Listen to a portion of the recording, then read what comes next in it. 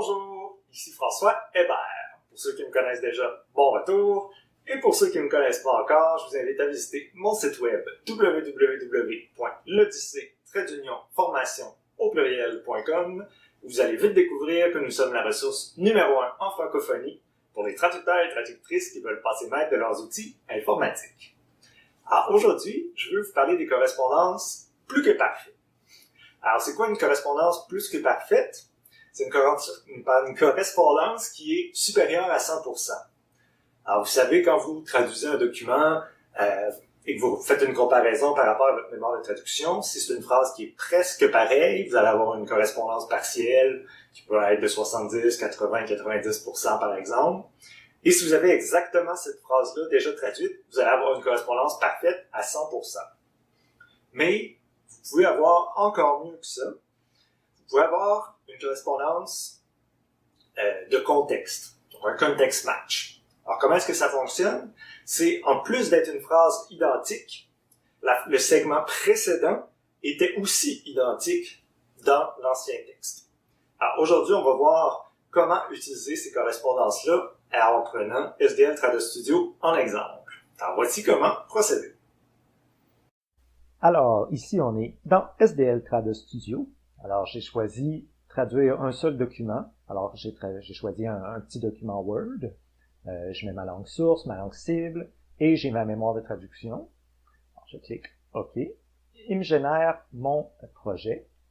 Alors, on voit déjà le premier segment a été déjà traduit, et c'est un CM, un Context Match. Alors, si je descends, bon, on voit que j'ai des phrases pour lesquelles j'ai pas de correspondance. Ah, ici, on voit j'ai une phrase qui avait déjà été traduite à 100%. Ici, on voit 89%, c'est une correspondance partielle. Alors, on voit ici les trois types de correspondance, entre autres dans lesquels j'ai parlé dans l'introduction. Alors, on voit ici 89%, donc une correspondance partielle.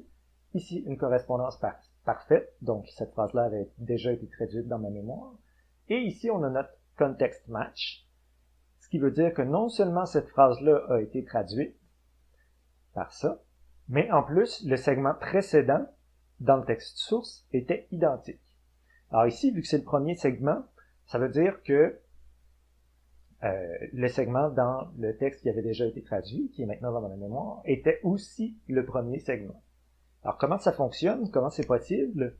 C'est que chaque fois qu'on enregistre un segment, Studio enregistre trois choses.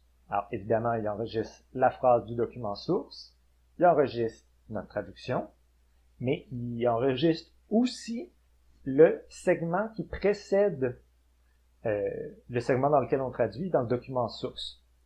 Alors, si c'est le premier segment, il enregistre le fait que c'est le premier segment. Ce qui nous donne ici un context match.